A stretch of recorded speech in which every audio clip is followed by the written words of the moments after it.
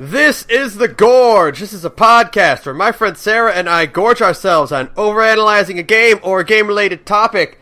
The Gorge is brought to you by Patreon. You can find us at patreon.com/thegorgepodcast.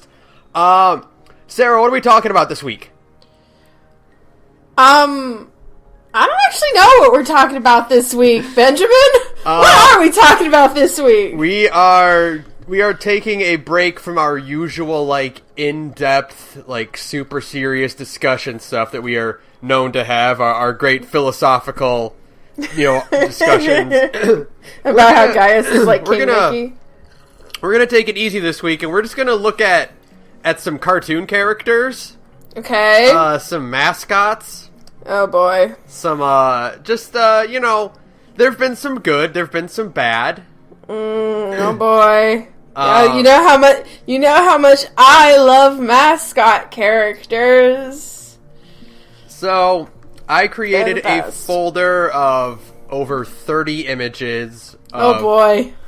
Oh no. Some of the more recognizable and some of the more obscure ones that are very clear rip-offs of existing, of franchise and stuff. We kind of talked about this when we did our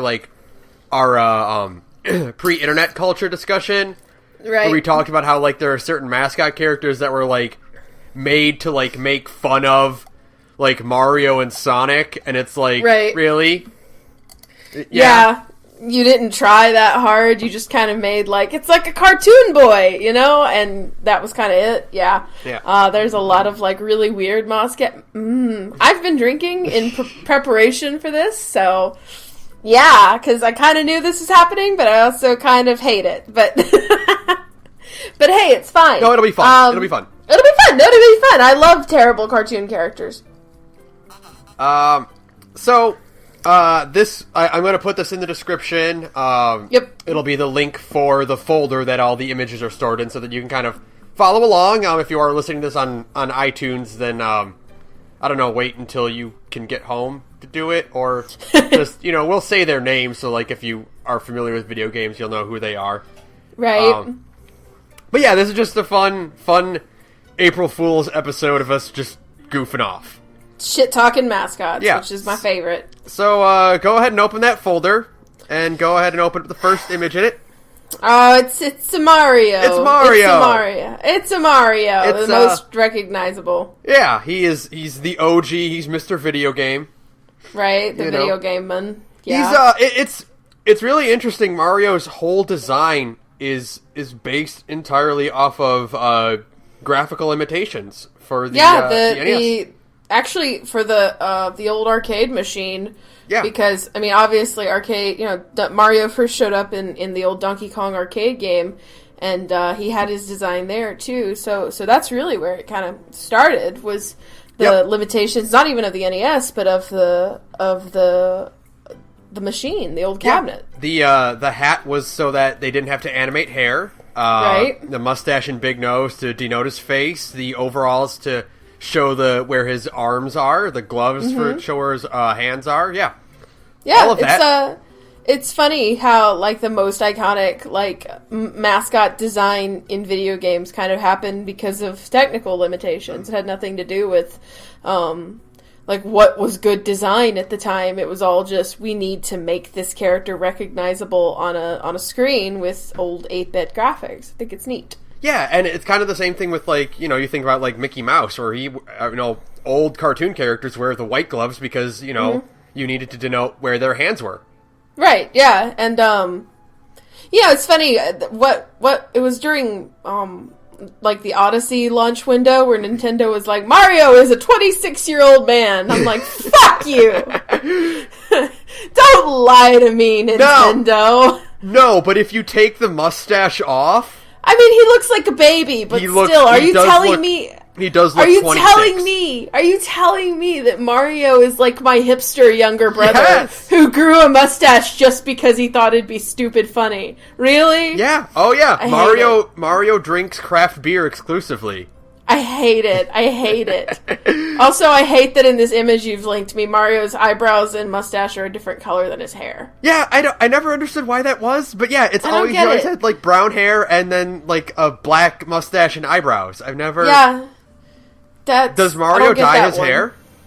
Does Mario... No, the better question is, does Mario dye his eyebrows and mustache? Oh. Mm-hmm. Yeah. Real trendy. What's up? So, alright, well, next... I just want to say, like, I appreciate Nintendo's, like, commitment to, like, going super detailed with, like, texture fabric and, like, the shoe, the buffs in his shoe. Yeah, and, like, he just looks so, like, soft, and even the renders are just, like, the most cuddly looking thing in the world. They have that nice, like, soft, like, glow to them. Yeah. Yeah. It's like playing as plushies. It's nice. I like the kind of the squishy quality of Nintendo's cartoon models. You know, like Kirby and Nintendo or Mario. Yeah. And things like that. I like it. I like it a lot. So let's so the next one is Mario's rival and contemporary. Sonic. It's Sonic Haghog. It's Sonic the Haghog. You must accelerate quickly. Okay, so this is actually one that I was listening to Bunny Hop, you know, Super Bunny Hop, the best friends are friends with him. I was listening to Bunny Hop talk about the first level of every mainline Sonic game, right? And one thing he brought up early in the video that I think is super interesting and like a reason why Sonic is kind of doomed to always suck in comparison to Mario is that, like, Mario was made out of necessity. Like, his design was necessity, right? Like, he has to look this way because of technical limitations. Sonic was focus tested to hell and back to be, like, the anti-Mario in every single way, right? Right. Like, he's born entirely out of, like, corporate culture, like, as to be, like, the counter to Mario. It's not like... It wasn't like an expression for art for art's sake, which is how Bunny Hop put it. He was just there to kind of be like the corporate mascot dude. So like, because of it, Sonic has like no real identity of his own or really like much charm or anything like that. And that's why like Sonic's games are just kind of always doomed to be bad or like to be rebooted into badness because like there's no identity to the character, and so the games themselves have no fucking identity, which is true. Like, Sonic games have, like, no identity. Like, every time they make a good fast game, like Colors or Sonic Mania, immediately after they make a good game that's about going fast, they put out a shitty platformer because Sonic has no identity. You know? It's shown, like, directly, because, Mania and then Forces came right on the heels of Mania.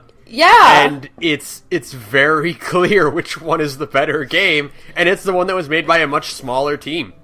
Yeah, by a smaller team who had some appreciation for what Sonic is, you know? Yeah. Now, this is what we're looking at right now is the modern take on Sonic, which I think they've over the years they've perfected what the modern Sonic looks like. Right. Because when he first came out, and I really dig the modern Sonic in comparison to the classic Sonic. I like his mobility. He's got those really long limbs.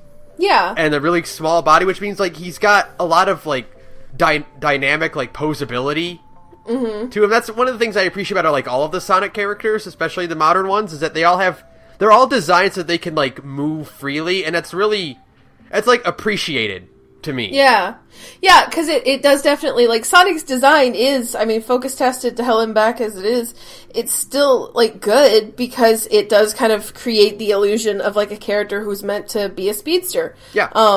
Because, like, his spiky things can work as, like, an indication of speed and blah, blah, blah, things, you know, design shit. And it's all primary colors, things like that kind of help him pop. And then, you know, the additions of, like, the longer limbs and the more, I guess, edgy expressions in his face kind of set him apart as more of, like, a like a dynamic character, whereas Mario is like the soft, kind of light character in comparison. Like, they're two very, very different games. So, like, I think Sonic's design is perfectly serviceable. Yeah. I just wish they would stop making bad Sonic games. I mean, it'll never happen. But no, unless they just get the Mania team to keep doing it. But then Sega will keep finding ways to fuck it up. I mean, that's what they do. So. And if you go to the next slide, that is classic Sonic we have in there. That's cute, though. I like the cutesiness of classic Sonic. He's really adorable. Especially with, I don't know if you watched the Sonic Mania, the Sonic Mania Adventures video they put out that was animated by Tyson Hess. No, I didn't. I keep meaning to, but it looks so... I've seen GIFs from it. Yeah, it is very, very much, like, super expressive and perfectly serviced for classic Sonic. Yeah. Because it's all flat. It's all flat, like, colors, and it's... You know, that helps with a character that looks like this. You know, that looks very... almost like a take on classic Disney, you know? Yeah, it's a very... It is kind of a Disney design, isn't it? With, like, the spikes, the way Mickey's ears are always making the Mickey Mouse shape. They always find a way to make sure Sonic's head is tilted in a way so that you're never seeing the spike straight on, because the spike straight on looks stupid. It looks very weird. Yeah, it looks not good. So yeah, and I like the roundness of classic Sonic's design. He just kind of looks like a fun plushyman, you know? Yeah, it's cute. Next. Next is one of the other, like, good character designs. Mega Man! It's Mega Man! It's Mega Man! This is, the classic Mega Man design has gotten a few retools, kind of like Sonic and Mario have over the years, they've gotten a few retools. I really dig how they've added those, like, segmenting lines on his torso. Yeah. Because originally it was all just, you know, blank. Bodysuit. Yeah. And I think, you know, and Mega Man also, like Mario, is designed out of practicality. You know, they needed the blocky limbs to denote where his hands are. They needed the metal underpants to show where his torso and his legs meet. He's a very good design, and I like these older designs that are really more like they're designed to be very square, and like you can tell they were designed to be on like old 8-bit systems like that. Yeah. I like the kind of bottom heaviness of Mega Man's design. I've always liked it. It's like a very unique look. Cause like his design is a triangle. Like if he stands straight on, arms down, Mega Man forms a triangle, and I think that's kind of neat. It's very, I don't know, whereas like Sonic and Mario are both like round shapes, Mega Man, because he's a robot, has like angular scientific shapes, and I think that's cool. It's funny because I don't know how intentional it was on Capcom's part, but it works. I think it's funny because like this Mega Man render is his Smash Bros render, and it's the same one that they use for his amiibo, and his amiibo is one of the only ones that like doesn't need a base to like support itself. Right, because it's just he's so just got those blocky, big heavy feet that are just right perfect for that. Oh, and another thing that I love that Smash Brothers did that I really don't think any other Mega Man media has really like capitalized on, but I just think it's the coolest thing. In Smash Bros, they make his eyes screens. Yeah, little what's LCD it? screens. Yeah, LCD screens, which are perfectly suited for this character. Yeah, it looks so cool in his introduction trailer for Smash Bros. It just looks cool, you know? He's also the only character that is completely still in his idle pose in Smash Brothers. That's smart, because he's a robot. He wouldn't have, like, idle He doesn't have, like, a breathing yeah. animation or, like, any sort of wobbling back and forth at all. He's just completely stone still. That's neat. That's really cool. That's a good detail on old Nintendo's parts. Yeah. The company that's a slave to details. So yeah, and you know they've really like modernized, they've really like perfected this design over time, like adding just a few little lines and details here and there to make it perfect. Now, hey Capcom, will you make more Mega Man games? Mega Man 11 is coming, and it looks really good. Thank you, Capcom. We just need more Mega Mans. Yeah, just regular. Just oh regular my god, I just skipped ahead. God damn it. Speaking of Mega Man, though, because this is about bad design, I had to bring out the old, of course, the old box art, Mega Man 1 and 2 box art. We have to look at it. We have to confront this. We have to make peace with it, man. The official Nintendo seal of quality. Oh my god, it's so bad. Now, there's a few things I want to point out here. Only a few? For one thing, if you look at the Mega Man 1 box art... it's so bad. What direction... Who is he shooting at? Like, where's that gun pointing? Yeah, you know, I went to art school. You know? Yeah. I went to art school, and somebody got paid to make this. And I think about that a lot. Like, I think about the Mega Man 1 box art, like, a disproportionate... Because, like, the Mega Man 2 one sucks, but it's not, like, egregious, you know? It's bad. Yeah, it's inaccurate, but, like, there's some... I mean, there's a detail I want to mention later on, but, like... Yeah, if you look at the Picasso that Mega Man is in this thing, which and that's an insult to Picasso. This is also he's primarily yellow in the box art. Yeah, I don't know where the yellow came from. And I'm trying to think. I don't think Mega Man even had a yellow color scheme. Like a power? Like from the Robot Masters in 1. Yeah. Maybe Elec Man, but I think Elec Man was like gray and yellow, I think. Yeah, so it doesn't make any sense. Like, God, every time I look at this and I don't know where he is. He's in some sort of like futuristic tropical resort because there's like pine trees in the background. And there's like explosions in the background and like his weird squatty pose because legs don't bend like that, and neither do arms. So he has to be on a tilted platform because one knee is higher than the other. Yeah.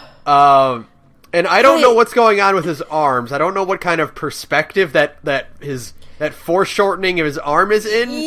I don't understand. I'm still like boggled by the legs because the way the legs have been drawn, it feels like they drew two legs on separate pieces of paper and then photoshopped them together. You know, like they're like, you need to draw the left leg and the right leg, but for some arbitrary reason, because we're Capcom, you have to draw them separatly. Like, oh my god, it's really bad. Now, it's now the Mega Man 2 box art is a little bit better. It's more accurate. Yeah. Right. He's blue and solid blue. But what is going on with his right foot? Oh my god, he's breaking his ankle. He has completely shattered his ankle.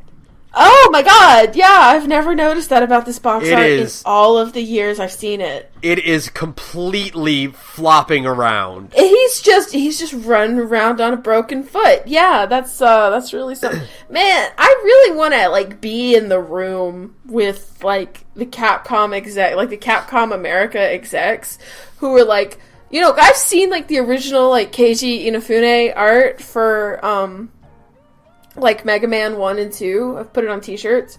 Like, it's good, it's cute, yeah. It's cartoony, it's fun, it's nice, and you're like, who decided to take perfectly good, serviceable art and replace it with like this garbage? It's because for Western audiences you need to have they wouldn't understand the anime. You need to have big macho burly men. With guns. Yeah. I like the aggressiveness of the gun in Mega Man 1. Like, that's just a gun. It's not even like a laser like on the Mega Man 2 cover. That's just a 911. It's just an M1911.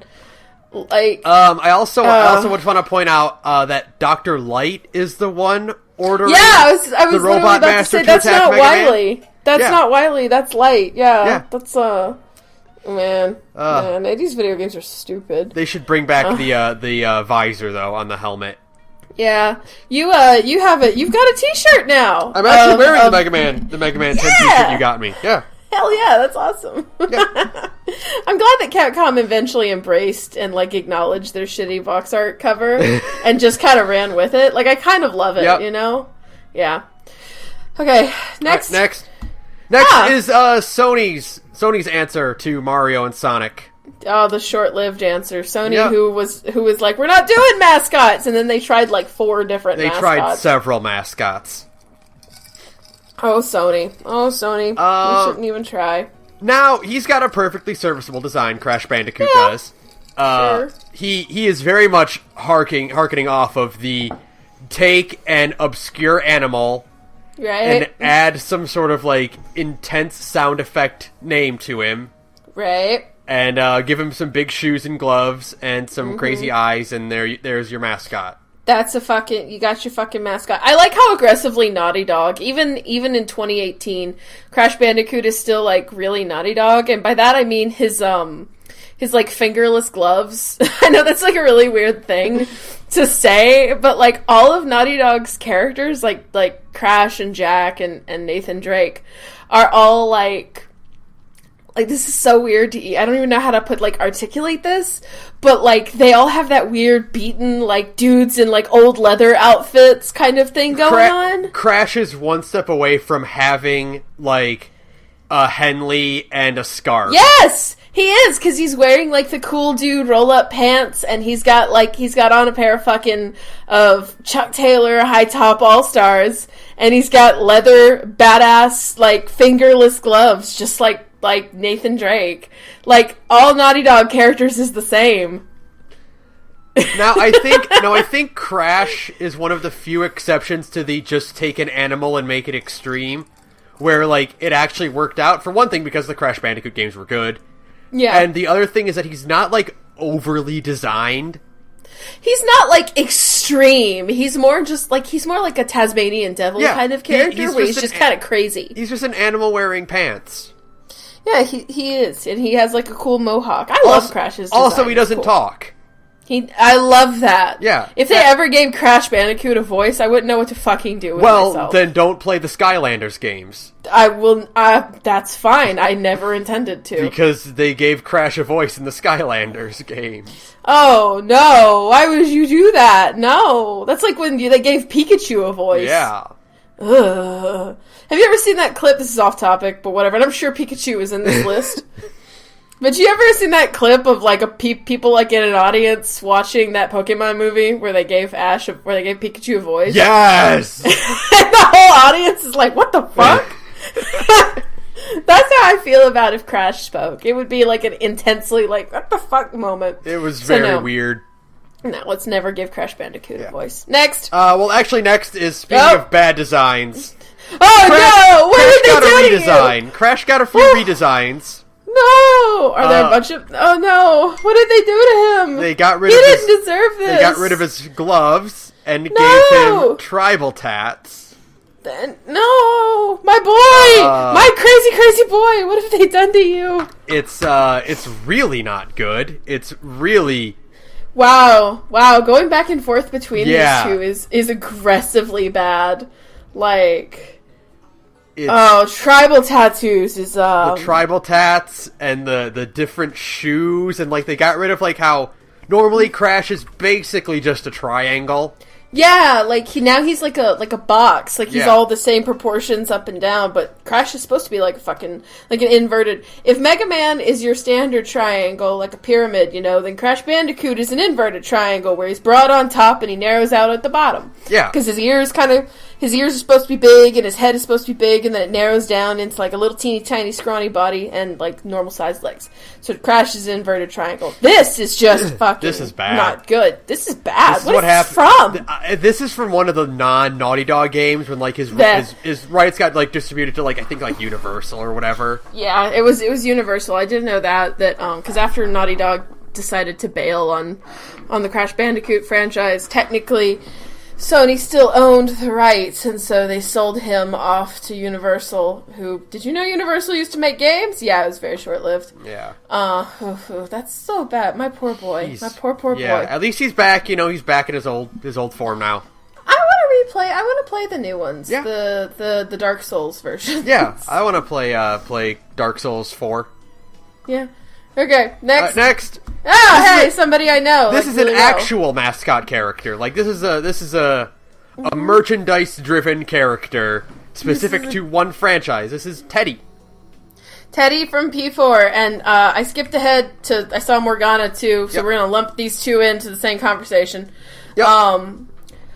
My feelings toward Teddy and Morgana are, I go back and forth on how much I like them, but generally speaking, my thoughts are almost always like, I could take them or leave them. Teddy got like really flanderized in later parts of Persona, like especially in like Arena, which is just a bunch of flanderization if you aren't like Soji or Narukami, whatever his fucking name is, Labris and like Adachi, like everybody else got like really, really flanderized. Yeah. And Teddy, yeah. Like Akihiko's like obsession with protein, whatever. But, you know, Teddy especially, and so like it's hard to like separate that Teddy from like good lovable Teddy that we get in parts of P4. But like I would feel fonder toward Teddy if they would just take away the whole like I want to see naked girls thing. Yeah, you know? Yeah. It's the oldest, most boring trope of all time. These two, and then the next like small batch of characters are like the different brand of mascot. Yeah. Whereas like the rest of them in this image gallery are all like they're the star of the show and they're going to be on the merchandise. Whereas these ones are like they're the ones you put on all the merchandise but they're not like the main character. Right. And that almost makes them like worse. Less enjoyable. Yeah. Because, you know, they don't get the attention that like Mario or Sonic or Crash would. Right. Like, instead they're just off to the side, and sometimes you can ignore them, but then if you look anywhere else besides, like, the core game, they're everywhere. They're, like, aggressively everywhere. And Teddy, as, like, a design, is really fun.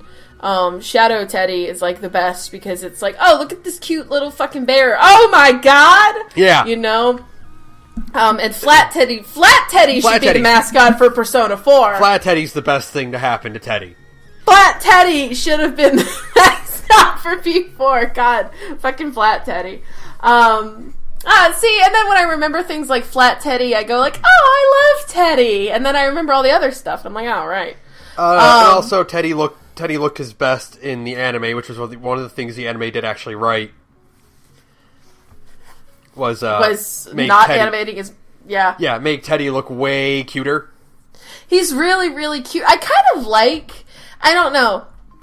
I'm of two minds about like super cute Teddy, because like on the one hand, yeah, he's like really, really cute in the anime, but on the other, this is still like Megaten, and like your mascots are supposed to be kind of like fucking weird because it's Megaten and everything's kind of like fucking weird, you know? Yeah. So like Teddy being like a weird, creepy, like giant soulless eyeball dude kind of tracks with like Megaten, but I mean. Also, Persona 4 is the beginning of, like, the de-Megatenization of Persona. That's not a bad thing, but it's like a fact, you know? Yeah.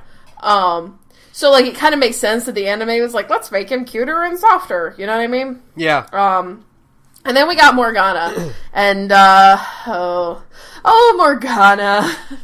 If Morgana hadn't white knighted for On so hard, I don't know. The design is good. Yeah, it's a good design. The design is good, and there are parts in P5 where I'm like, I love Morgana, and then there are parts in P5 where I'm like, if you shit talk Ryuji one more time, I'm gonna come into that TV and turn you into a rug, cat. You know? I think I like Teddy's design more as a mascot character. I think for one thing, because Teddy literally is a mascot suit. Like, you know, that works for him. Whereas Morgana does, like, looking at Morgana isolated from everyone else, Morgana could be a 90s side-scrolling Sonic ripoff. Totally. Oh my god, you're so right. Like, I can easily see the SNES platformer that he can get. Absolutely. Yeah, like Morgana and the Morgana the thief or whatever the fuck. Morgana the cat burglar. Yeah, I totally feel it. And like in the beginning of P5, when Morgana was like this snarky asshole cat who was like kind of like the anti-mascot character because he wasn't trying to be cute or anything. He was like a cool, fun mastermind character. You're like, that's cool. And then like as the game goes on, you're like, there's way cooler characters in this game than you, cat. But whatever. I'm ambivalent. Teddy, I think I like more. Yep. Yeah. Who's next? So next is we went into the Tails mascot group. God damn it. So let's get the worst one out of the way now. God. Every time I go like, man, I should replay Tales of the Abyss because it's like the best game in the series, you know what I mean? Something always stops me, and that something is that, like, the first actual quest in the game is you gotta go to the Cheegle Forest, and you gotta deal with the Cheegles, and every single Cheegle in this game is annoying. Cheegles? But okay, especially Mew. We're talking about Mew from Tales of the Abyss. I fucking hate this character.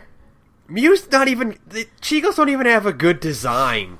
No, they don't. They're not cute. They're very basic.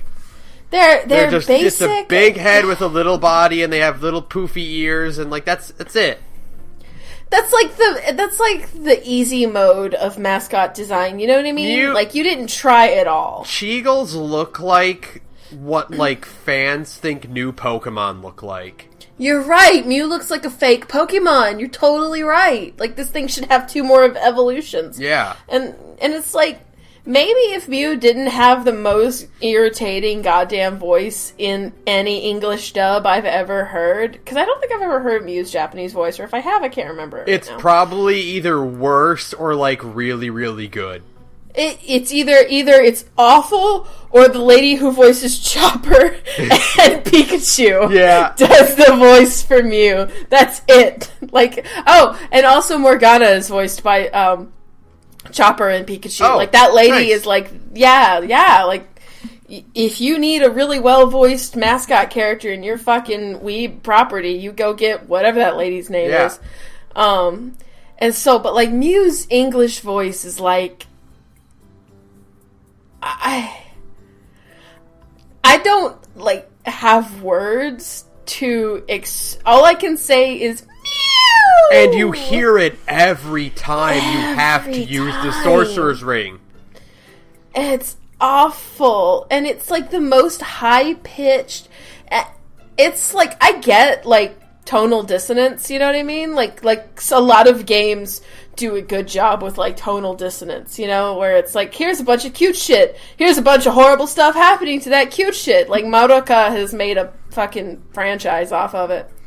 But, like... in a game that's ostensibly supposed to be, like, the more mature, fucked up version of a Tales game, like, the weird, squeaky-voiced mascot who's like, I believe in you, master! I can't even do the voice, and it makes me want to kill myself every time I try.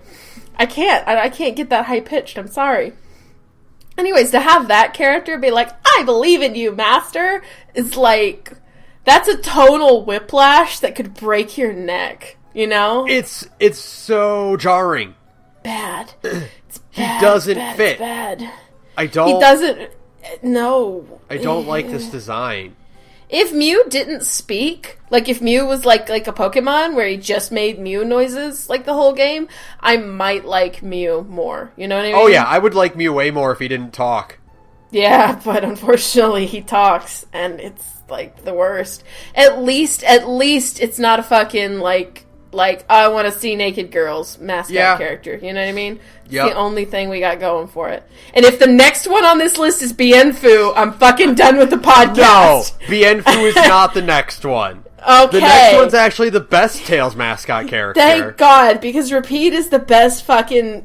Because Repeat is just a dog. Repeat's just a cool dog. Repeat is just a cool doesn't talk. Dog. He doesn't talk. He doesn't like do human shit. He doesn't wear human clothes. He's just a dog. It's just a dog. He's just a really well-trained dog with like a great... with a knife! He's just got a really great design. Really angular. Yeah. And he just, like, he can be cute, like, because Puppy Peed? Please tell me Puppy Peed is on this fucking list. I don't have an image of him, but we can still talk about him. We have to talk about Puppy Peed, because, like, Puppy Repeed in First Strike is easily the cutest anime dog in the universe. Hands down, don't at me on Twitter. I'm right. Because he's still got that grumpy face. Yes! It's so cute! And they even, somehow, Tales of Vesperia, the First Strike, managed to give the dog character a tragic backstory. And it's, like, genuinely tragic, too. It's, like, actually the saddest part in a movie that's pretty sad. Like, man, Repeat rules. Repeat's so cool. He's got a cool eye scar. Yeah, a dog with an eye scar. The dog is the most badass character in Tales of Vesperia. So cool. It's like Yuri Lowenthal. Shit. I'm gonna keep drinking. Yuri Lowell is like he like looks cool at first, and then he opens his mouth, and you're like, oh, he's just a goon. But then like his dog walks in the room, and you're like, shit, that's a badass dog. That's a badass dog. That dog could kick your ass. If this dog walked up and slapped your girl's ass, there's nothing you could do, my dude. That girl is now, like, belongs to the dog. I'm sorry. You know? Him and his pipe. He has a pipe. How cool is that? Shut up. Man, Repeat is the best. Repeat's I bet the next one on this list is Bienfu, isn't it? The next one is Bienfu. God damn it, I hate this fucking character so much. Bienfu, okay, so Mew's the worst, but Bienfu's the worst. Bienfu's the worst. Bienfu is all of the bad of Mew's design, with all of the bad parts of Teddy's personality. And, like, if you turned, like, Mineta from fucking, Mineta from Hero Aka, if you turned him into a mascot character, you would get Bienfu, right? Oh, you're right, though. I am right. It's all purple, and it's all about titties. Which is just... And it has a grating voice and a terrible design. There's nothing good about this fucking character. Well, that's not true. There's one good thing about Bienfu. Two, maybe. I love Bienfu's, his bad speech quirk. I think it's really funny. Like when he's talking about Maggie Lou and he's like, it's bad! Yeah. I'm like, that's pretty funny. And all of his interactions with Maggie Lou are the best. Yeah, because it's just him getting like his shit wrecked. It's him getting his shit pushed in constantly. Like that first time that Maggie Lou and Bienfu run into each other at the end of Act 1 and she gets like her scary face and she's like, there you are, you little shit. Like, that's the best. Bienfu... So, like, okay, here's what makes Mew worse than Bienfu, even though Bienfu ostensibly sucks more.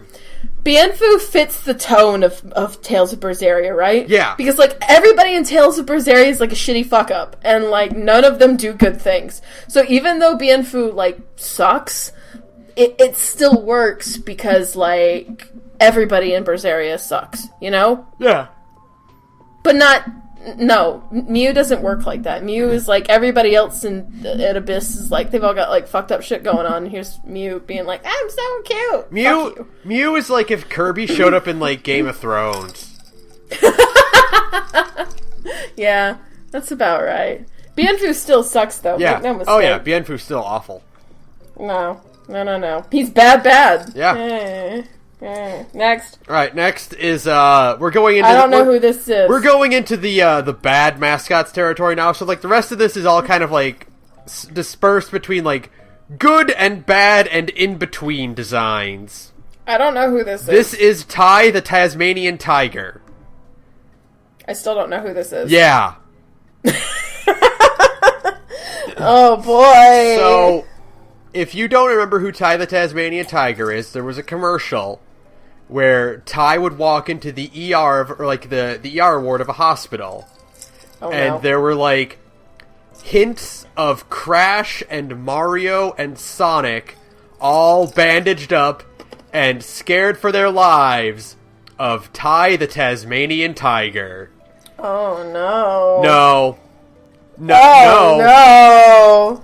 He got 3 games, I think, and none of them were good. I expected.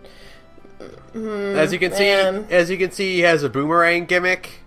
Yeah, I can tell. Do you think he's from Australia? Does he have like a bad Australian accent? Yeah, he does.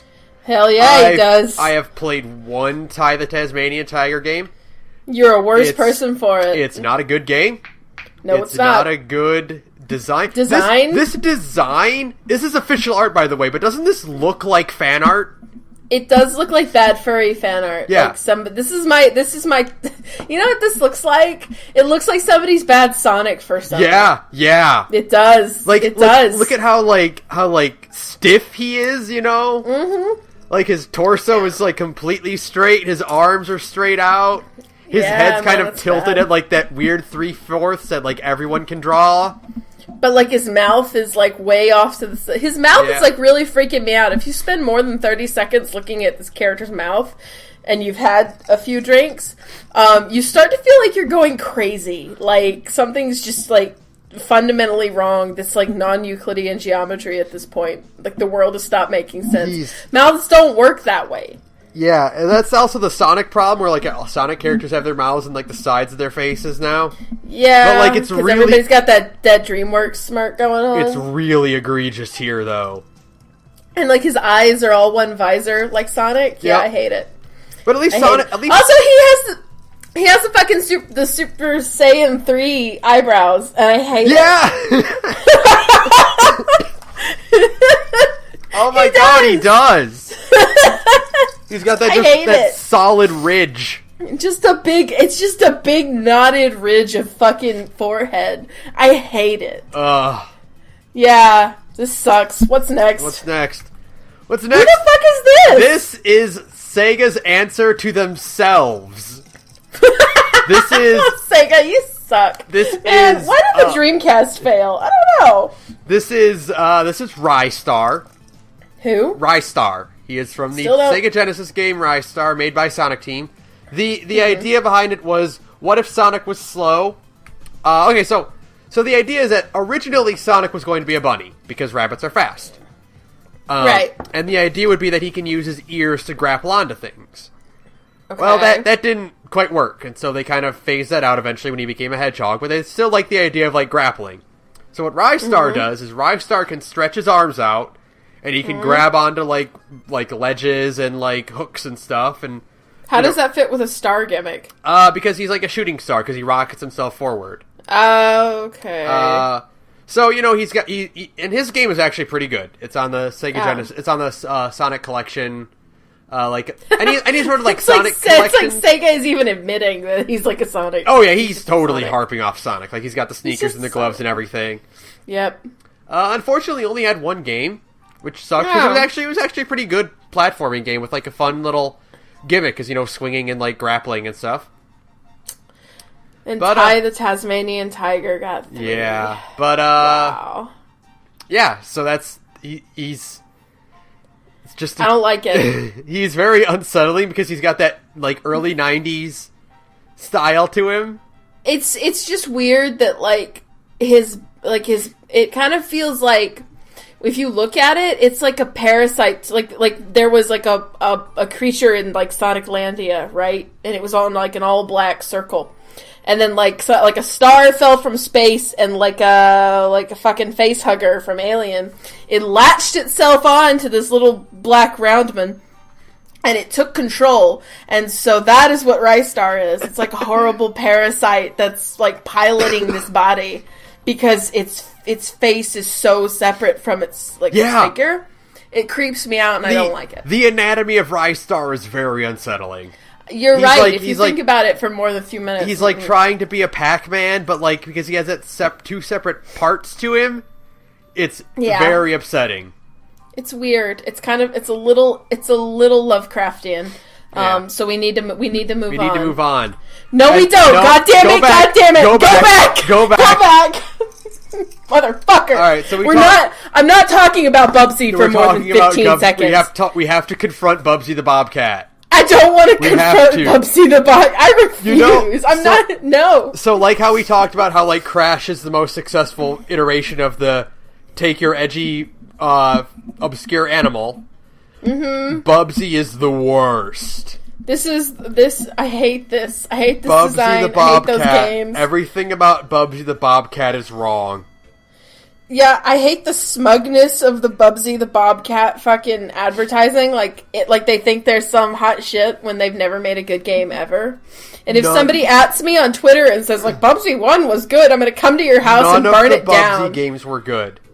Fuck you. Every Bubsy game is just this over-cluttered, like, trash, floaty mess of too much happening on the screen. With this... Can you believe Bubsy got a new goddamn game in 2017? Can you believe it came out at the same time Sonic Mania did?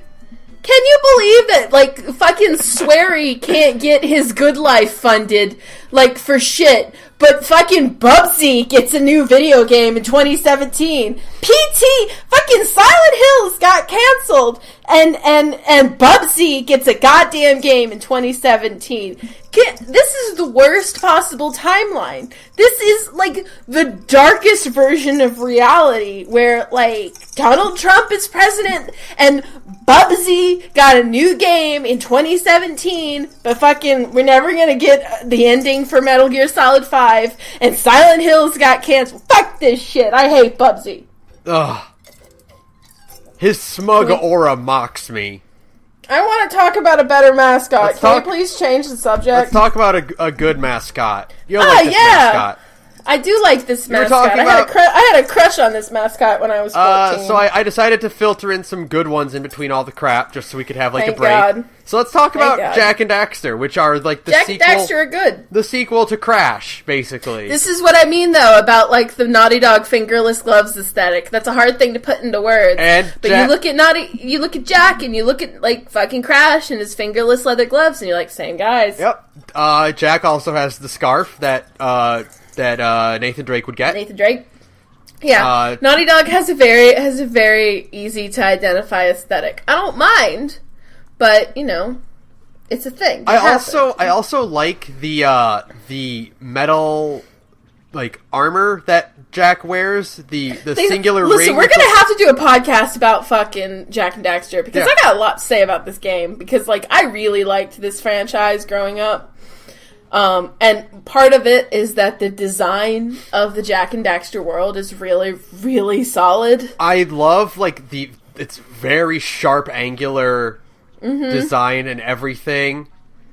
Like, everything is all these very exaggerated shapes. Yeah. But it all still feels, like, kind of down to earth, even though we're playing, like, giant elf-eared dudes and, like, fucking, like, weasel otter dude thing.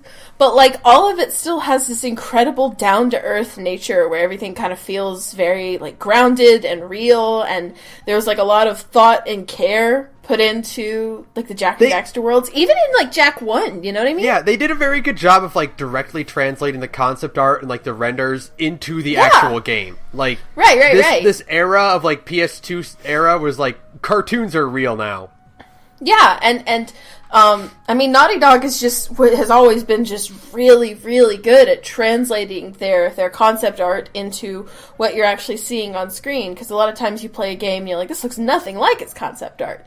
But Naughty Dog has always been very, very good about it. And we'll eventually talk about Naughty Dog games at a later date. Hey, that's a preview for you. Yeah. And this is just like this. I honestly think these are the best games Naughty Dog has ever made. Oh yeah, the Jak trilogy's among the best. It still holds up. I mean, they still hold up in a way that is hard to really critique. Like, there's some obvious flaws in the Jak franchise, but like in comparison to the way Naughty Dog makes games now, the Jak, they're still video games. Yeah. Like, the Jak trilogy are still, like, video games. And I've never seen a franchise actually... The Jak series is the only franchise that ever actually handled a transition to a grimdark future, and it didn't suck. Yeah. Oh, yeah. You know? Like, the one on screen right now, if you're not following along, or if you're not following along, is his design in Jak 2. And, like, it blows my mind that Jak 2, despite being, like a legitimately darker story, they just made it work, you know? Yeah. Oh, yeah. It worked really, really well. It worked really well. It was for the better. Yeah, honestly, like, I can't imagine, like, like the version of Jack 2 or Jack and Daxter 2, I guess I should say. Jack 2 is different than like the proverbial or hypothetical Jack and Daxter 2, which is still set in like the fun island land game. Like, I can't imagine that hypothetical game existing and being as good or as like as interesting as a thought concept as the Jack 2 we got, you know? Yeah. Jack 2 and Jack 3 are really, really good. Mm-hmm. That's what I want to say. Yes. So, and the designs are good. Daxter got a redesign between Jack and Daxter and Jack 2, and I honestly, at first, when I like first played Jack 2, I didn't like his redesign, but now that I'm older, I like his more realistic because like Daxter in Jack and Daxter has like cartoony facial features, kind of like a Bugs Bunny kind of face, where he's got like his defining features. He's got like big modeled teeth, right? You know what I mean? And it's more like an angular face, and he's kind of more like a goofy cartoon man. But then in Jack 2, he got like a really significant redesign to be more realistically proportioned and like a little bit cuter. And honestly, I like it a lot. It worked out. It fits really well, and it actually made Daxter even more of a likable character, which is shocking because Daxter should be the kind of character I fucking hate. But whatever, it's fine. I've been talking for 5 solid minutes after bitching about Bubsy. I've been talking for like 5 solid minutes about how much I love Jack and Daxter. So we have to do an episode about this. Because I love it. I do. Yeah. What's next? So we don't keep doing this. Next is the counterpart to Jack and Daxter. This is my dark video game confession. I've never played a single Ratchet and Clank game. They're very good games, and I really, really appreciate the design changes that Ratchet has gone through. Yeah. This is one of his more later iterations where they've kind of slimmed him down, and they've kind of like they've made him a bit less detailed. Yeah. But you know, in that way that's like for the better. You know, when they streamline his appearance and he just kind of comes out looking better. So like his first appearance, like if you look at the older, like the first trilogy of Ratchet games, like nowadays they have that sort of like fakeness to them, that like kind of like weird glassy eyed. Yeah. You know, and like these are games that have really benefited from like the transition to HD. Yeah. Especially in terms of like character design, where everyone kind of gets like streamlined and cleaned up to fit more of that like cartoony, like, you know, bringing a cartoon to life kind of thing. Right. So yeah, but like Naughty Dog, you know, Insomniac is really good at design and facial expression and animation and stuff. Yeah, they are. Insomniac has like the second best like mascots for the PlayStation 1 era. I mean, like I always preferred Crash over Spyro. But Spyro had a great design, and Ratchet and Clank have great designs, and the story of like Naughty Dog and Insomniac's like friendliness as a pair of development teams is famous at this point. Yeah. The eggs in the precursor eggs in Jack and Daxter are reskinned gems from Spyro. Are they? Oh my god, you don't know this story? No, oh my god, this is one of my favorite video game stories ever. Oh man, it's such a shame that I have to tell it to you now instead of during the Jack and Daxter episode. But we're here. Apparently, when Naughty Dog was reaching the end of the deadline, so apparently Jack and Daxter were supposed to be a bit like a bigger game. They had, obviously, as most devs do, they went like, man, we have a ton of ideas for this game, we just don't have the time to implement all of them. And so they ran out of time, and so they decided, like, we need to make it into a collectathon instead to at least make some kind of, to extend the gameplay of this game. So what they did is they called Insomniac, and they were like, can we borrow the gem asset from Spyro, and we're gonna reskin it and turn it into these precursor orbs? And Insomniac was like, yeah, sure. And so they actually sent over the gem asset from the Spyro games, and like I said, it was reskinned in the precursor orbs, and they slapped it in the game, and they turned it into a collectathon because they ran out of time to do anything else with it. And I love that story. So that is why amazing. In Jack 2, there's a billboard that has Ratchet and Clank on it in the slums, right? Yeah. If you didn't know that. The reason is because Insomniac helped out Naughty Dog years and years ago with Jack and Daxter, and to pay them back, they gave Ratchet and Clank basically free advertising in Jack 2. Yeah, I know there's also Jack 2 billboards in Ratchet and Clank, and in the fourth game, Ratchet Deadlocked, you can play as Jack as an unlockable skin. Yeah, and it all goes back to the fact that Insomniac helped out Naughty Dog when they were kind of in like dire straits. Is that not the best story ever? That's amazing. So good. Yeah. So yeah, that's your video game trivia for that. I always loved that. Yeah. Some of my favorite facts about those games. That's cool. So and so I really should play Ratchet and Clank at some point, but I have so many video games to play. It's horrible. Anyways, next. Next, we're going back to the bad designs. Ah, what's this? This is Arrow the Acrobat. It looks like an Alvin and the Chipmunk character. And this is a blatant Sonic ripoff. I hate it. It's so busy and so... What are these even games supposed to be? Like, it's so busy and cluttered and... This is just a 2D platformer for the SNES. You can kind of tell by how grainy the design is. Yeah. You know... Was the game any good? Of course not. No, of course not. Of course not, no. Well, you said Rystar was good, so there's always that chance but that Rystar was made by Sonic Team. Right. This is not. This is, I think, Sunsoft? Sure. Yeah. You know what? That makes a lot of sense if it was by Sunsoft, so... Yeah, and this sucks. I watched, like, a few gameplay videos, and it's just this very busy, floaty platformer. You know, he's bad, he flies, he does, floating, gliding stuff or whatever. He's a circus guy. Great. It sucks. I don't like it. I don't like his giant ears. He's so aggressively 90s. It's so 90s. It's just, I keep thinking it looks like a character from Alvin and the Chipmunks. You know what I mean?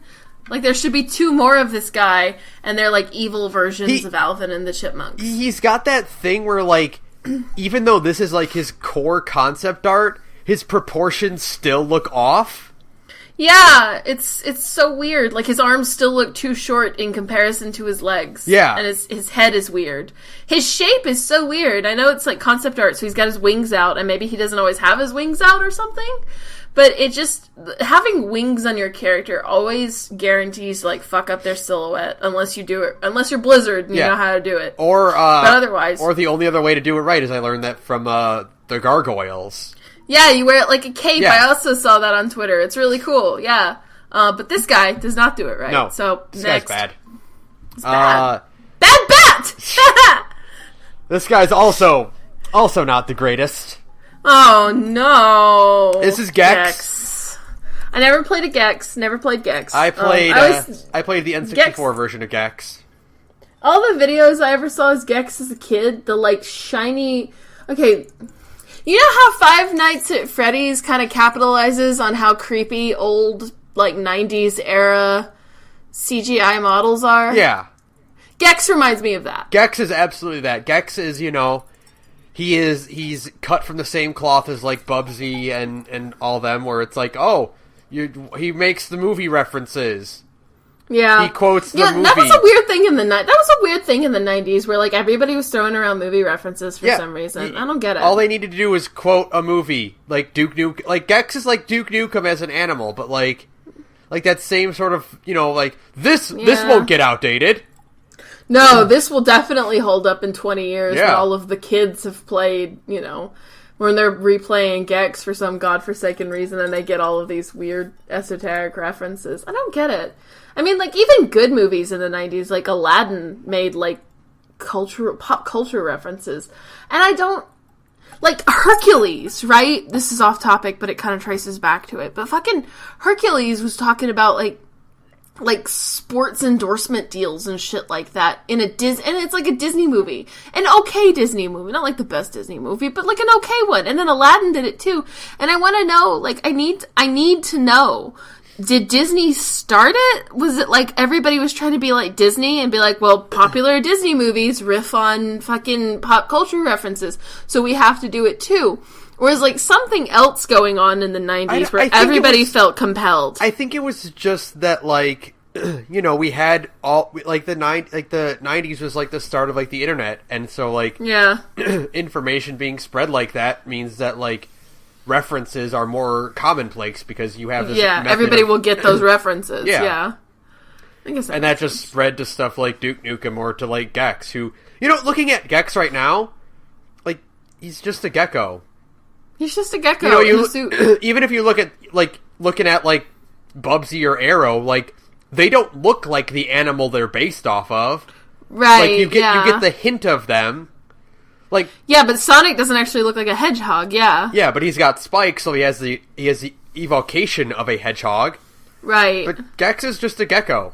Yeah, he's not even like really that stylized of a gecko. He's literally just like a cheap gecko model. Yeah. Thrown in a suit and given a gun. Yeah, he's just a gecko. This is so weird. So weird. The 90s were weird. They were very weird. What the fuck? Is this Glover? This is Glover. The next one on the list is Glover. Oh, I didn't play Glover either. You're going to hear that a lot in these, like, really obscure mascot titles. Glover only had one game, so, like, it's not... Really? Are you sure? Yeah. Huh. He only had the one.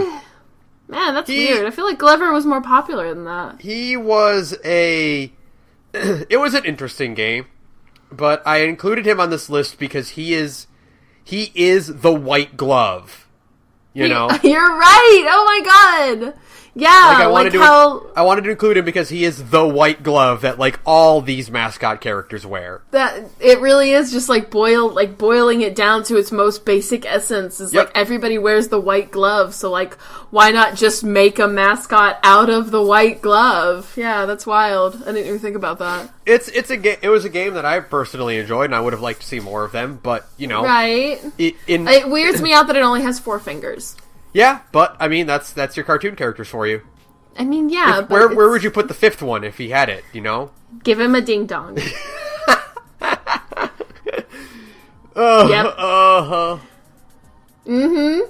Yeah.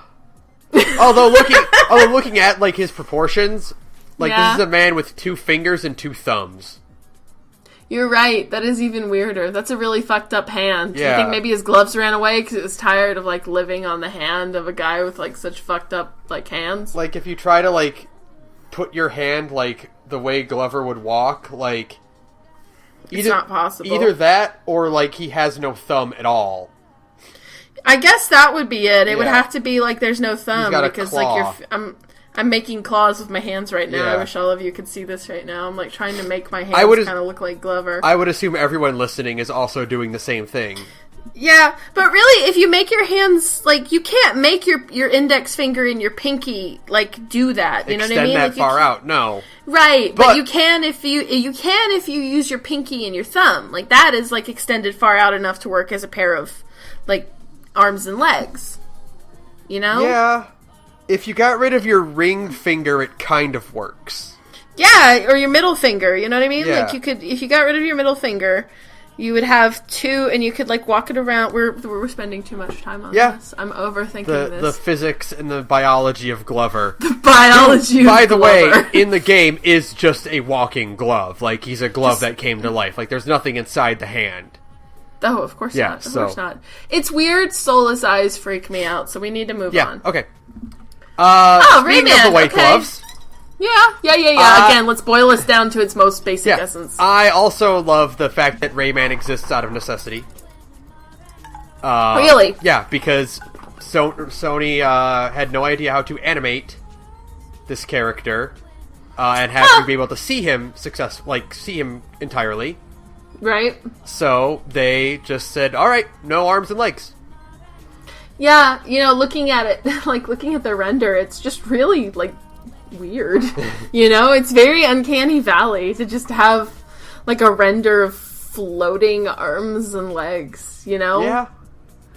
or floating hands and feet, I guess I should say, not floating arms and legs. It's just so, like, is he supposed to be invisible? No. Like, from the neck, the face, the head down? No, I don't get it. He just has floating arms and legs. So there's no, like, explanation why? Nope, they're just floating psychic, I don't know, cool. They just float. Cool. Video games are a good medium that makes sense. He's a cartoon character, like, he doesn't need, like, an explanation like that. I know, but I see it, and I see the fact that, in my head, I just think if you took off all of Rayman's clothes, then, like, in my head, I just think he'd just be completely invisible from, like, the head down. You know what I mean? Yeah, like the neck down would all be invisible. What is underneath those gloves or those boots, like... Are they, like, weird disembodied hands and feet, or is it just that Rayman is, like, an invisible man and he just couldn't manage to make his head disappear? Or, like, are those his hands and feet? Like, is he just made of that? Or is he... Maybe Rayman is just a head, and he's, like, telekinetically controlling, like, a hoodie and some gloves and shoes. Now, what's funny is that Rayman originally had a red scarf. Okay. And that got turned into a hood later on. Oh, I kind of remember that. Yeah. Gotta make him cool and trendy for the kids. He's got the kids don't wear scarves, kids wear hoods. He's got the little dangly, like, what are those called? Like I don't know. The straps? Like the string? Like the... Yeah, the drawstring? That's it, the drawstring. Yeah, there you go. Yeah, too bad the Rabbids took over that franchise. Yeah, speaking of the Rabbids... Is that what's next? Let's God take a look damn at the next one. Let's take a look at these minions. I hate these fucking characters. You know... You go back for a second. Rayman's got a great design. It's really sharp. It's really cartoony. It's really fun. He's got, He's got the floating limbs are a cool thing that I really like in characters. It's cool to watch in motion. Yeah. Like, watching Rayman move looks really unique. Go look at some gameplay videos of the first Rayman. Where they, were back, it was sprite-based. Yeah. And, it's really cool seeing him in motion. Yeah, because it's just like a very unique character concept. So when you see it move, it's kind of cool, Or you can look at the cool Legends and Origins. Rayman Legends looks really good. Yeah, they look really really sharp. They really cool 2D sprites. And then you look at Rabbids. The thing is that initially, I mean, like everybody else on planet Earth, kind of like with the Minions, when they first came out, they were kind of funny because they're so, like, ridiculous that the comedy is that they scream. They worked because they were an antagonistic role to Rayman. Yeah. Right. So you had fun because they were these screeching little demons that you could throttle around, Right. Like, that was the fun of the series, was that you had these little fucking monster characters and you could just boot them around and you didn't feel guilty because they were just weird, Like, the initial advertisements for Raven Rabbids was, like, funny, Yeah. You're just like, God, it's so... You see it and you're like, ha, it's funny because they scream. I don't know. The mid-2000s were weird. Yeah. Deal with it. We were easily entertained. We didn't have a lot going on, okay? Bush was president. Things were weird. And then it just kind of, like, kept going forever. And then they never stopped making Rabbids. And then they crossed over with, like, Mario and, like... And the Rabbids are the worst part of an otherwise good game. Yeah. Like, Mario Cross Rabbids, like, is a good baby's first XCOM. It is. Yeah, I mean, you're right. But, like, God, I just look at this thing and I'm like, man, if we had known back in, like, what was this, 2007, 2005? Around that time. Something around that time. Like, if you had told me back in, like, then that, like, hey, this is gonna be, like, a major franchise that's gonna kill Rayman and like, take over it, like, some sort of... Completely eclipse it like a horrible Ray Star face parasite. I wouldn't have believed you in the slightest, but here we are. Again, 2018 is like a weird video game hellscape because Bubsy has a new video game and the Raven Rabbids crossed over with Mario. This whatever. Awful, awful creature. Awful character design. I hate it. Give me something different. What's next? Next is a good character design. Oh, cool. Yeah, I like Banjo-Kazooie. Banjo-Kazooie have they are, again, they're Rare's answer to Mario, and you can see the Mario. You can see the Mario in them. Poor Rare. Yeah. How far you have fallen. How about Sea of Thieves? Banjo also has that thing where, like, he's a bear, but he doesn't look like a bear. Yeah, he looks more like a bear than Sonic or Crash look like a hedgehog and a bandicoot, whatever the fuck a bandicoot is. But he's got the dog snout. He has a dog snout, you're right, but, like, he's still kind of identifiably a bear because he has the little short, like, rounded ears, Yeah. Yeah. By the way, I skipped ahead to, like, the new render, which is, like, great. I actually really like the... What is... You like the nuts and bolts render? Yeah! I think it's great! Oh, I hate it. You hate it? Why do you hate it? I hate it. Why? They look so soulless. I kind of like them. I don't know. They look more like... Especially Kazooie looks like they were made out of paper. Like, they look more like really cool... They look like stuffed animals, which kind of goes back to the whole Mario thing. Like, I guess part of it is also that the old N64 renders have that creepy Five Nights at Freddy's animation thing going on that gives me, like, the major creeps. Because they have the horrible... Like, especially Banjo in this one picture has that scary doll-eyed quality that makes me think it's going to come, like, stare at me while I sleep. But I hate the new renders, like, beady eyes. I hate them. I think they're neat. I like the hand-stitched quality of his clothes and, like, the bag. I like that Kazooie looks like a paper craft bird. Like, I think it's neat looking. I like the texture work, but I don't like the redesigns. I don't like the way they're proportioned. Yeah, they have these weird blocky looks to them. I don't have a lot of like nostalgia for the like Banjo and Kazooie. I played them when I was a kid, but not like a lot, So I guess I don't have a lot of nostalgia for that look. I don't know. Like, yeah, I can kind of see where Banjo's face could maybe give you the creeps, but like as a whole package, I like the blockiness. I think it looks neat. It's unique, I would have rather just stick with the old version. Oh man, the Gorge's first major like argument of the Gorge is on Banjo-Kazooie redesign. No, they're I don't know. I like it. Like I said, it's neat that Kazooie looks like they're made out of paper, and it's just like different. And like I said, the original ones kind of gave me the creeps. Yeah. But this was also like a game that I didn't play a lot as a kid. Yeah, if you didn't grow up with Banjo-Kazooie, like maybe you'd be a bit more receptive to them. But like, I don't know. Banjo and Kazooie always gave me the creeps, if that makes sense. Like, even when I was a kid, something about that game scared me. Like, in, like, that weird, nonsensical way that kids get scared of random things. Well, they had that British style to them. Yeah, and I don't know, like, the level design was always kind of, like, weird. You know how, like, a lot of N64 games had, like, a really weird, like, level design? Well, like we said, they're all haunted. Every single N64 game is haunted, you're right. And Banjo and Kazooie just always felt, like, really especially haunted to me. Like, more so than even, like, Ocarina of Time. Banjo and Kazooie was, like, the most haunted shit. Okay, what's next? Before we go on, I just want to pause real quick. I want to check on something, so I'm going to pause it, and we'll be right back. Oh, should I stop the recording? Yeah, stop recording. I'll be right back. Okay, we're back. So what's next? Next is a spin-off of Arrow the Acrobat, which is Zero the Kamikaze Squirrel. Shut the fuck up! Does it, like, blow itself up? No, I watched the gameplay of it. I saw no examples of it actually trying to blow itself up. Instead, so it's not like a kamikaze at all? Instead, it seems to just be some kind of, like, weird, like, quote-unquote Japanese ninja. Like, you see, he's got the Rising Sun headband, and he's throwing a throwing star. Right. I don't...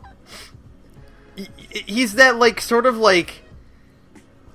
He's Japanese in the way that, like, the soba noodle dish at Panera Bread is Japanese. Yeah. But it's made by Sunsoft. I know. It's a Japanese company. I know, but, like, look at him.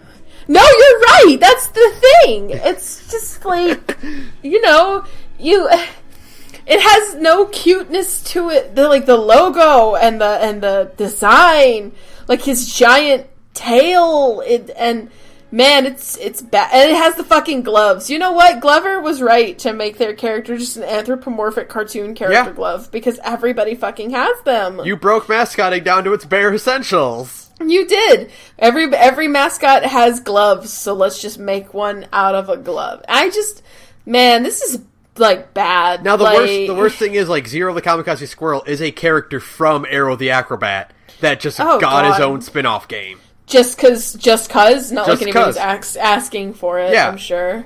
Of course not. Nobody actually wants these things, but they just kind of keep happening. They're just, we can be Sonic. We can do it. Yeah, we're not creatively bankrupt at all. We can be Sonic or Mario. It's fine. This one's a ninja or a kamikaze, even though we, obviously not, because it doesn't blow itself up anyway. And it's like that weird thing where, like, yeah, this is a Japanese company, but, like, it also feels kind of like old cartoon racist, you know? Yeah, well, the Rising Sun headband. Now, this is, of course, a Japanese company making a Japanese game. Yeah. And the Japanese have never been the most, of course, I'm like a white lady in Alabama saying this, so, take this with a slight grain of salt, and don't at me on Twitter. But it's not like the Japanese have been the most racially sensitive people in the history of the world. And you're correct. Yes, I am. And, the Rising Sun flag is considered by, especially, Chinese and Korean people, they don't like that flag, because that flag, it's kind of like the Confederate flag. The Japanese were flying the Rising Sun flag when they were, doing horrible, horrible things to the Chinese and Koreans, right? So, but it's and so... it's very... I was watching gameplay of this game, and I'm watching Zero in action, and his name is Zero. Right. Which is not a good thing. No. No. And, it's just, I can definitely see that this was made by a Japanese company, for sure. Because, the Rising... This game was ostensibly made, I guess, by the fact that it was for the Mega Drive. What is that, late 80s, early 90s? Yeah. So at this point, in Japan, it's no, you shouldn't fly the Rising Sun flag because that's kind of insensitive. But here's a fucking Japanese character with a Rising Sun headband. Yeah, it's uncomfortable. Very uncomfortable. Let's get away from him. Let's talk about someone different. Oh, this is awful, too. So the Battletoads give me a chance to not only talk about how these goons are for as far as video games go, but also as far as so video game mascots in the late 80s, early 90s were, hey, we can be Sonic the Hedgehog, right? Right. TV mascots back then were, hey, we can be the Ninja Turtles. Right, and Battletoads is aggressively trying to be the Ninja Turtles. Yes, Battletoads is the perfect blend of what happens when you try to do both. Yeah, because it's trying to be cool, edgy anti-Mario. And they do, they've got the cool smirky faces, and their eyes are like weird shapes. But also, they do kung fu, and they're green, so they're like the Ninja Turtles. And they have catchphrases, and Yeah. They're also wearing what looks like weird fucked up BDSM gear. Yeah, those are some tiny pants. That's that's a thong, my friend. Those aren't pants. Now I'm looking at this box art, and I'm also wondering, I know one of them is supposed to be brown. There is supposed to be a brown frog, but I do not see him. Well, you know what? Fuck. Hold on. Box art for video games back in the days was never the most accurate thing. No, we had a very long conversation about Mega Man 30 minutes ago. So, and that's also what's very funny is that, like, I know this about Battletoads 1, which is that there's 3 Battletoads. There's Pimple, Sits, and Rash. Right. Battletoads 1 is about one of the Toads getting kidnapped because Battletoads is a 2-player game. God. Sure. Which I think is just kind of hilarious. That's like making a Ninja Turtles game, but it's about, like, Donatello gets kidnapped. Yeah. Because the arcade cabinet only has room for 3 analog sticks. Yeah, oh my god. Sure, why not? It is... official Nintendo seal of quality. Yep, they've got that. Battletoads does get a reputation for being, like, a good game that's also just very hard and, like, borderline, like, actually impossible for 2 players, actually. Right, because, like, you cannot beat, like, one of the levels with 2 players. Yeah. It's like, it's got some, like, weirdness, like, coding-wise, that you just can't beat it with 2 players. You have to play it single player. Yeah. Which is interesting to me. Yeah. So, what's next? Next is... Oh, I don't even know what this is! I found this looking for, like, okay, what are the worst mascots? Like, just give them to me. Like, I typed in worst video game mascot character. And this one was on, like, every list. This is bad. I have so many things just to go off of. This like, is... First and foremost... First off, this is Awesome Possum Kicks Dr. Machino's Butt. Was that the whole name of the game? That's the name of the game. That sucks. That sucks. Now, here's what I can gather about Awesome Possum. Okay. For one thing, he fits in perfectly with that, boy, this game is really floaty and there's way too much going on the screen. Right. You might notice, like, this is the box, like the promo art for it. You might notice it says that, like, the first and only Genesis character who really talks. He does talk through the garbled Sega Genesis speaker. He has it super compressed, voice clips that he plays. Right. So here's the thing. Sonic is an environmentalist game. Right? Sure. It is. It is. No, you're right. Rescuing your forest animals from Robotnik, who is, evil industrialist. Industrialism, roboticism, and all that, Right. Awesome Possum is a game that is also environmentalist. Oh, no. But as a thing. Like, okay. It is a game about recycling. Oh, you don't collect coins or rings. You collect pop cans and like bottles for the recycling bin. Oh, Ben, you have to stop. I will never stop. This is bad. Then this is look at this. So look at Awesome Possum, and then look in the background for what I'm assuming is Dr. Machino. All the mountains of trash behind him, and it's just Sonic and Dr. Robotnik. It is. It's just a very sterilized. It's an edutainment game. Yeah, it's sterilized and cleaned up and as non-aggressive as possible. But here's the thing. So this is by Tengen, right? Tengen developed this game. Where was Tengen located? I'm gonna assume they're a Jap. I don't know. They sound like this game sounds like it's a Western game, right? But it could be a Japanese. Tengen is a Japanese company, if I'm right. I'm gonna look it up right now. Because here's the thing. Look that up for me super fast. Tengen, I am pretty sure, is a Japanese company. No, California. Really? Okay. Here's the thing about where I live and possums. Possums are disgusting. I hate possums. They are gross. They have weird, nasty tails. They look like horrible, chittering goblins. They eat your garbage, and they usually have rabies. Possums suck. This thing doesn't look anything like a possum. It has a completely different tail. I know that Sonic doesn't look like a hedgehog at all, but it still has spiky bits, he has spiky bits the way a hedgehog has, Yeah. This does not have the gross, nasty rat tail. So the thing about Awesome Possum here is that Sonic at least has spikes and right. he has pointed ears. things that evoke a hedgehog. Right. Awesome Possum does not even have the most defining feature of a possum. Right, which is his the weird tail. He has a ringtail like a raccoon. But that's the weird thing. So I'm like I know possums in other parts of the country or like other countries look different. Like a possum in like Europe is completely different from an American possum. So that's why I thought like Tengen is a Japanese company because like their possums are different looking maybe. But no, I think possums in California look the same as like possums here in Alabama. And so, like, this is a raccoon. That is the point I'm trying to make. Yeah. This should be Awesome Raccoon, or, like, Rowdy Raccoon, or something.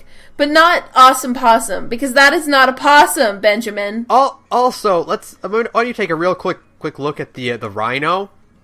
Yeah, it's not good. But look at the like, rhinos have thick skin, right? You know, that's the real thing. Look at the vice grip Awesome Possum has. Yeah, where he's folding the skin inward. Right, yeah, that's a really strong-ass possum. How strong is this character? This character is actually your god now. Awesome Possum is actually strong enough to beat Goku. I also appreciate how absolutely generic Dr. Machino is. Yeah, he's just like your most standard evil 80s villain. Like, I feel like he could be a bad guy on Captain Planet. He has no defining features whatsoever. He's just the bald man with the fucking cigar. He has zero defining features whatsoever. This sucks. It's not good. Yeah, it's not good. This is like Captain Planet, but without like a catchy theme song. I don't like it. Nope. Awesome Possum kicks Dr. Oh, by the way, butt. Awesome. Let me get this correctly. Awesome Possum TM kicks Dr. Machino's TM butt. TM butt. Yeah. Yeah, wow, man. This sucks. Alright. Next. Let's move on.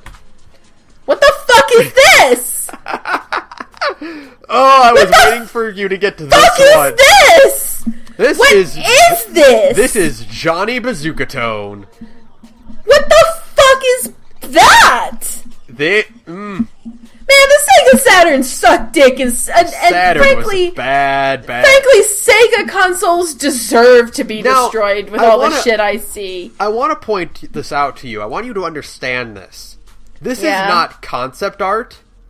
This is the box. That's the box. This is what the box looked like. This is like a nightmare. This is just a character in a white void.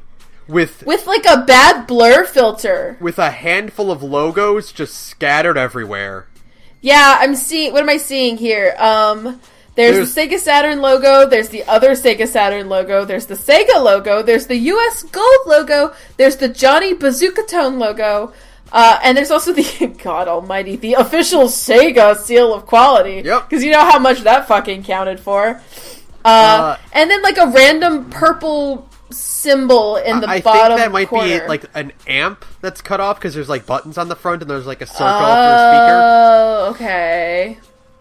So I looked at gameplay of Johnny Bazooka Tone. Oh, why would you? And it is a side-scroller game where you have your guitar and it is a rocket launcher or whatever. Right. That makes sense. Is that supposed to be a guitar? I think that's supposed to be like a electric guitar thing, like a gun guitar. Oh, sure. It's got that very early, like, 2D game made of 3D models where, like... Yeah.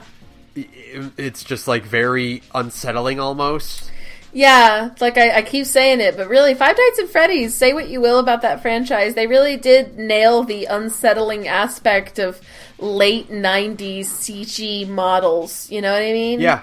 They all have that weird jank to them that just kind of makes you feel like you're in an alternate reality where everything's a little bit grosser and grimier. Yeah. And even just looking at like this box art of Johnny Bazooka Tone. Now, kind of like we just said with Dr. Machino, like there's no defining features for Johnny Bazooka Tone. He has a pompadour, and some sunglasses. There's nothing on his shirt. Yeah. Like he doesn't have like a symbol on his shirt or anything. Yeah, he doesn't really have like any personality that I can see. His hair is all one color. Like I can assume like when you're playing this game, like I don't know, maybe I missed it, but like going through gameplay of it, like you would assume, like, he'd be, like, making Elvis noises, right? You know? Mm-hmm. Like, no, I didn't hear any of that. That's weird. Yeah, and I love, we have to talk about this, includes title track featuring Richie Sambora and Tico Torres from Bon Jovi. Like, is that the most 90s thing you've ever heard in your entire life? Not featuring Bon Jovi. No, not Bon Jovi. Two people from Bon Jovi. It doesn't have John Bon Jovi. It has, like, the guitarist, and I think Tico Torres is like the drummer? Somebody is going to call me wrong on Twitter, but it's fine. Don't at me. I know Richie Sambora is the guitarist for Bon Jovi. I think Tico Torres is the drummer. Either way, it's like we got half of the members of Bon Jovi to do our title track, and that's supposed to be like a selling point. That's supposed to be impressive. It's such a selling point that they put it on the box. Like, they were obviously featuring just Dante desperate. from the Devil May Cry series. It is, except not nearly as cool. This is bad. Okay, so internet, can we include this in the hall of featuring Dante from the Devil May Cry series? Oh my god, yes, like, and Knuckles. Yeah. Knuckles and, like, Funky New Mode. Oh my god, please. Please, yes, can we just start slapping that Super every Alpha. Oh my god, yes, we're going to have to start that. Shit. Includes title track. I want to see that, like, on the Dark Souls box, like, along with the Funky New Mode logo, like, includes title track featuring Richie Sambora and Tico Torres from Bon Jovi. Make it happen, Ben! Make it happen! You have a Twitter. And you know what? And the best thing is, like, it's super easy to do because, you know, it's just trapped in this white void, so you could easily cut it out. So easy to cut out. You could do it in 30 seconds in Photoshop, man. Oh, I hate it. Oh my god. Video games are... Man, the Sega Saturn... Sega deserved to go under for all this shit. Okay, this is vile and I hate you. So we're not even talking... We talked about how, like, early CG is, like, kind of gross and grimy. Let's talk about something that actually is very gross and very grimy. I want to spend about 10 seconds on this. And those 10 seconds I want to spend on fuck you, I hate you. So this is Boogerman. I hate it. It is a very bad game for the Sega Genesis and Super Nintendo. He only had one. He made an appearance in Clay Fighters. Remember Clay Fighters? No, of course you don't. No, of course not. You can get everything you need to get out of this character just from looking at him. Yeah. Like, this sucks. This is everything. Gross. This is everything you need to know about this character. This is somebody desperately trying to cash in on 90s gross out comedy, like Ren and Stimpy and stuff like that. Trash Pail Kids, or was it Garbage Pail Kids? Garbage Pail Kids. Even stuff like early 2000s, like Cat Dog had a lot of weird kind of gross out stuff in it. Kind of like trying to capitalize on that, and it's just vile. He also has like that very old-timey like grunge to him, where like he's got his toe poking through his shoe. Yeah, it's weird. That's a very like Looney Tunes like old hobo look, you know? Yeah, is he supposed to be like a hobo hero? I don't know. Like, I know that he's supposed to be a janitor who is a superhero. Oh. But like, everything about him is like very gross, and like he goes to like gross. This logo is like literal. I'm literally skipping ahead to the next image because that logo is grossing me the hell out. Yeah, the logo is very unsettling. I don't like it. So I mentioned that Boogerman was in Clay Fighters, right? He guest starred in Clay Fighters along with the next person on the slide, which is really good box art. Earthworm Jim. Earthworm Jim. Now, say what you will about his creator. Right. Whose name is slipping away from me. He's like a huge asshole, isn't he? He is a huge asshole. Right. But Earthworm Jim has a great design. This box art is amazing. This box art is really, really good. It is like the pinnacle of good 90s or early 2000s. Like this is very like early mid 90s like hand drawn. Yeah, it's beautiful. Like, you know, edgy, hardcore look. Like, but it's like but good. This is really good. This is really, really good. Jim's expression is great, you know? His suit has like those veins on it, but they look really good. Yeah. I I like Jim's like he's got that very top heavy thing, you know? Right, yeah, where he's like very shoulders but tiny little pinhead. It's really cool. and then like this very spindly legs, but he's got those very wide, long feet. Right. It's a great design that translates very well into the game itself. Yeah, the pixel art in Earthworm Jim is genuinely good. His design is so, because he's primarily white, blue, and pink for the pink for his head, and that's a really good color palette. It's different from like Mario and Sonic and even Crash kind of have similar color palettes where it's red, white, and blue, or I should say, red, blue, and yellow. You know. All of them have that in some distribution. But Earthworm Jim has a unique color palette. Pink, blue, and white is really good. And I did play Earthworm Jim 1. I didn't play 2. Because 2 is kind of famously bad. But like, the game itself uses a lot of earthy tones. Obviously, Earthworm Jim, but like the first game has a lot of like brown and green tones, things like that. And because of that, he stands out really, really well. It's a really good design. Yeah. And I also like that, like, you have Jim on the box art, and he's got that very angry, furrowed brow expression. And then you look above it at the 2, like the logo. Yeah. Very happy, Jim. Goofy expression. Right, and so you get a great contrast of, like, what this character can do, like, expression-wise, Right, yeah. And, like, as a side note, I have actually met Tommy Tallarico, the guy who did the music for Earthworm Jim. Music in Earthworm Jim is really, really good. He's a nice guy. He's not an asshole. Tommy Tallarico is a pretty decent guy, at least when I met him. Yeah. But, the music in Earthworm Jim is super good. Like, oh, yeah. Damn. Like, man, it's, like, really, really good. And yeah, it's, his design is really cool. Earthworm Jim is a cool concept. It's a pretty cool game. It's one of those, I wish the creator wasn't like a huge asshole, because it feels like a franchise that could be rebooted into something neat. I feel like wasn't a huge asshole. Yeah, I feel like if given the right direction, there could be a reboot of Earthworm Jim, and it would work out really well. It would be really, I think Earthworm Jim could translate really well to like modern platformer comedy games, you know what I mean? Yeah, for sure. But we just, the problem is, again, creator is an asshole. So, can't have everything. We have one more. Oh boy! And this is one, maybe you'll know him, maybe you won't. It looks familiar, but, this is Blinks the Time Cat. Oh yeah, okay. Blinks the Time Sweeper. Blinks the Time Sweeper, sorry. Right. That was like a, it was Xbox, like, desperately trying to have a mascot character. Yes, this was, so Crash was obviously Sony, and, had some success with that one. Crash ended up being a pretty moderate success, and kickstarted, like, a bunch of other mascots, like Jack and Ratchet and etc. Mm-hmm. Blinks went nowhere. Blinks is, he's trying too hard to be both Mario and Sonic at the same time. Mm-hmm. Yeah. Because this is such a busy design. It's very, very busy. There's so much going on with this design. I guess they were like, we're on the Xbox. We have, like nicer models. Because the Xbox was pretty powerful, despite, it didn't sell very well, but the original Xbox did have, it had some power under the hood. Yeah. For, like, what was that? Like a 6th generation console? 7th generation console? I can't remember right now. Yeah, I think. I think it was 7th. 7th, because we did a podcast about the 6th. Yeah, right.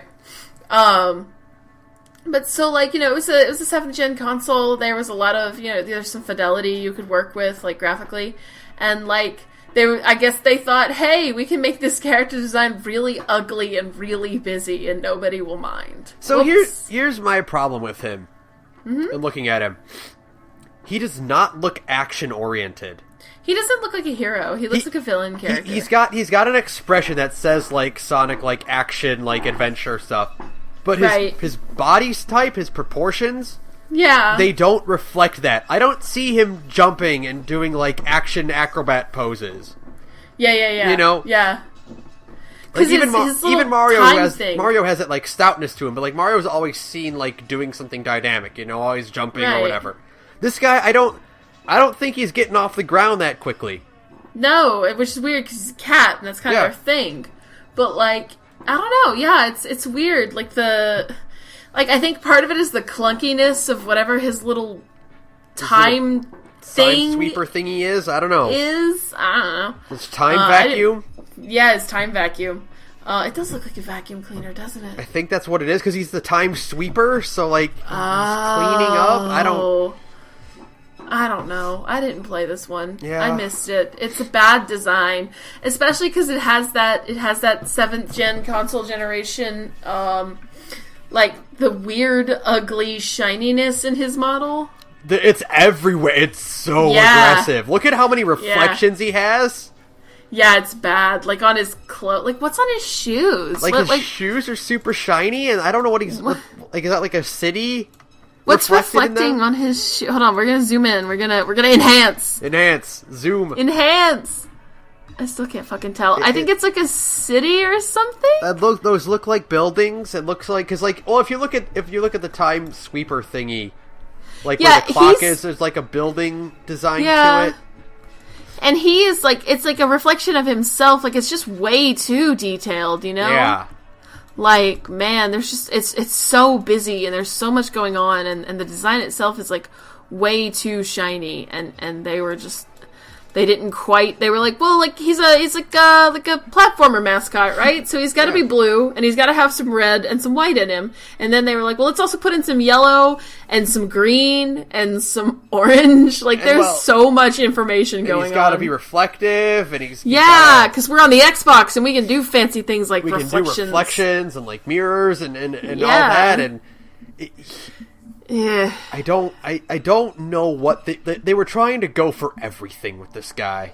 Yeah, it's another one of those like really highly focus tested mascots like Sonic, but unlike Sonic it just didn't work. Like I mentioned with like Awesome Possum, like he's a very sterilized Sonic, you know, there's nothing like even classic Sonic had the spikes on him and you know, and he had that. And around this time he would have had like the modern Sonic design would have come out where he's more angular and he's more like tall. And then we get this dumpy looking guy. Yeah. No, it's one of those, it's funny, we can kind of look at a mascot design pretty often and tell almost from the word go, like which games were successful and which weren't, you know? Like, just going back through this list real quickly, you can really tell, like, who succeeded and who failed. You know what I mean? Yeah. Like, just, you know, just because, like, the ones that succeeded, like, they had a good idea of what makes a simple, identifiable mascot design, and the ones that failed just feel like derivatives of the successful ones. Like, for sure, you know, it's pretty interesting. Yeah. Like, that's that's a lot of mascots, a lot of failures, and so okay, to wrap this up, which one is your favorite and which one is your least favorite of our little list of friends? Okay, so I think on this list, I really actually hard, right? It's really hard. I know my least favorite. Yeah, which one? I think Johnny Mazzucatone is one of the worst things I've ever seen in my life. That's fair. That's fair. Because Johnny Mazzucatone is on the Saturn, and they should know better by now. Yeah, the other ones are like, they were still figuring it out. Johnny Mazzucatone looks like he's like someone's first attempt at like rigging a model, and he was like always meant to be like just a test model to like try things out on. Mm-hmm. Like he was never supposed to actually get a game. But, you know, somehow they were like, shit, we have this platformer. We need to come up with something really fast and just put it out in time for Christmas and maybe trick some grandma into buying this game for their kid. And that's how Johnny Bazooka-Tone came to be. Yeah, like I feel he's just some student's like test model to test like some rigging animations, and they're like, "Oh, make a game out of him." Yeah, fuck. We just needed US Gold made a game out of them. You know what? I'm going to be unoriginal here, and I'm just going to say that Mario's probably. I think he's got one of the strongest designs ever. Well, there's a reason he's been around for like 30 years. You know, Mario's whole design is just immediately recognized. Like, there's no. He's like Mickey Mouse. You know, he's like you immediately tell exactly what this character is about right away. Right. Yeah. You know, he fits. He's one of those characters that fits into any category. You can just put him in, drop into any world, and he'll fit in. Right. I think I'm going to be unoriginal too, or at least be predictable, considering what I got the most enthusiastic about in this podcast. I really have to give it to Jack and Daxter. Like, as a duo, is like my favorite. I love the designs in that world. I love their designs. All three designs, they're really solid. They are very strong designs, for sure. They're so strong, and even though Jack has a new design in every single game, there's enough of a design through line from all the way from Jack and Daxter to Jack X, which actually, despite being just like an okay kart racer game, has some pretty solid designs in it. Yeah. There's like a really good through line from there to Jack X that is still keeps the character like super identifiable. Like, no matter what, no matter how many like different design iterations it goes through, you still have like a very, very solid design. And part of it is, again, the fact that Naughty Dog has a really great sense for like designs that feel like they exist in the real world and feel like very solid and grounded. Looking at both the new Crash design for the Insane Trilogy and looking at this Jack drawing now, like, I really wish Naughty Dog would go back to doing cartoons. I would trade you for a new Jack game by Naughty Dog. Yeah. Yeah, I would trade you in a heartbeat, friend. Yep. No offense. But, because, like, shit, that would be so good. Are you kidding me? Sure. As for worst,